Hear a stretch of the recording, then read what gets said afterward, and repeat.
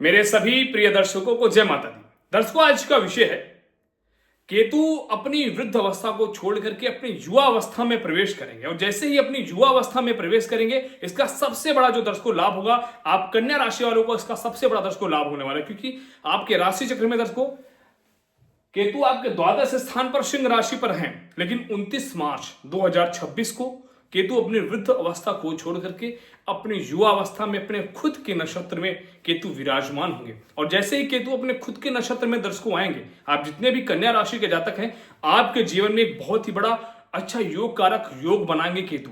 और दर्शकों, सबसे बड़ी बात, केतु आपके राशि चक्र के द्वादश स्थान पर विराजमान भी है, लेकिन अब यही केतु अपने वृद्ध अवस्था को छोड़ करके अपनी वृद्ध युवा अवस्था में आने के पश्चात ही कन्या राशि का जीवन एकदम ट्रैक पे ला देंगे। साथ ही साथ इसको बात करते हैं, कन्या राशि वालों के लिए 2025 बहुत अच्छा नहीं रहा। 25 में आपके जीवन में लगातार कई सारे आपको कष्ट की प्राप्ति हुई, लगातार कर्ज से परेशान थे, मानसिक रूप से तो आप बहुत ज्यादा परेशान थे कन्या राशि के जातक। क्योंकि वैसे भी कन्या राशि के जातक दिमाग से बड़े तेज होते हैं, लेकिन 2025 ने आपको सबक जरूर सिखाया है। इस वर्ष में जितना आप परेशान हुए हैं, पिछले कई वर्षों में आप कभी परेशान इतना नहीं हुए जितना आप 2025 में परेशान हुए।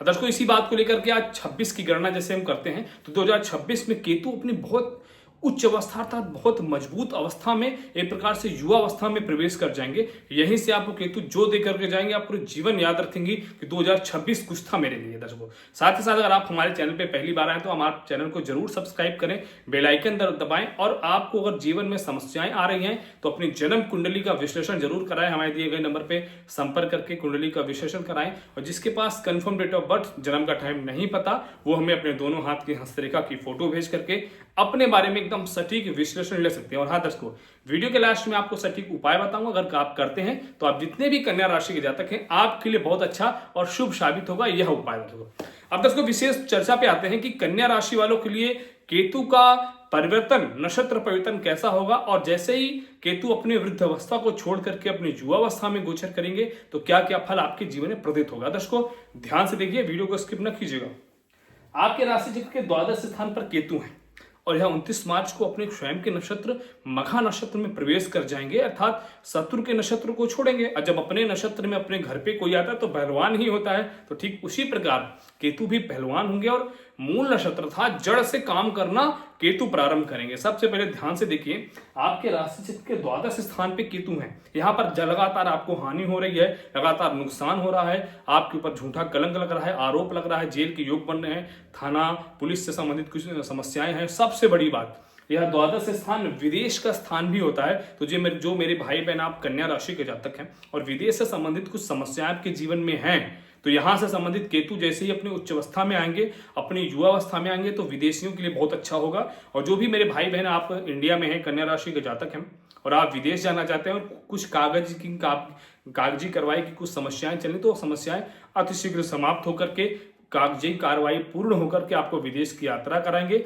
और जो भी आपकी कामनाओं से आप वहां पर जा रहे हैं, आपके समस्त कामना जरूर पूरी होगी। ठीक, इसके बाद आपका फिजूल खर्चा कम हो जाएगा। जो आपके लगातार हर एक कार्य क्षेत्र से लॉस हो रहा है, नुकसान हो रहा है, वो नुकसान लगभग बहुत कम हो जाएंगे। ठीक, साथ ही साथ आपके ऊपर जो झूठा आरोप लगा है, प्रत्यारोप लगा हुआ, सब कुछ समाप्त करेंगे। केतु आपके लिए प्रयुक्त बनाएंगे। ठीक, इसके बाद दर्शकों, सबसे बड़ी बात, केतु की 3 अमृतमयी दृष्टियां होती हैं, 5वीं दृष्टि, 7वीं दृष्टि और 9वीं दृष्टि। जहां पर ये दृष्टि पड़ती है दर्शकों, अमृत के समान फल प्रदत्त करती है। आइए देखते हैं इनकी दृष्टि कहां पर पड़ रही है। प्रिय दर्शकों, केतु की 5वीं दृष्टि 1 2 3 4 5, केतु की 5वीं दृष्टि धनु राशि पे आपके राशि चक्र के चौथे घर पर। चौथा घर दर्शकों सुख का स्थान होता है।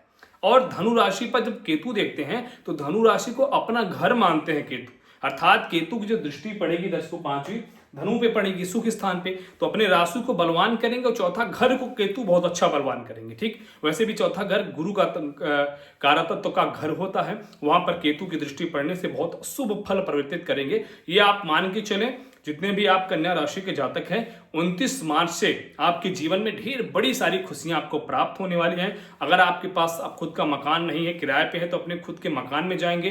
कई लोग जो योजना आप बना रहे हैं ना प्रॉपर्टी लेने के, तो 29 मार्च के बाद आप बहुत अच्छी प्रॉपर्टी खरीदेंगे, कुछ नए वाहन खरीदेंगे, घर में कुछ अच्छी खुशखबरी आपको सुनाई देगी। मतलब एक प्रकार से ये समझिए कन्या राशि वालों के लिए 29 मार्च से सुख का समय प्रारंभ केतु की वजह से हो जाएगा दर्शकों, ये अच्छा योग है।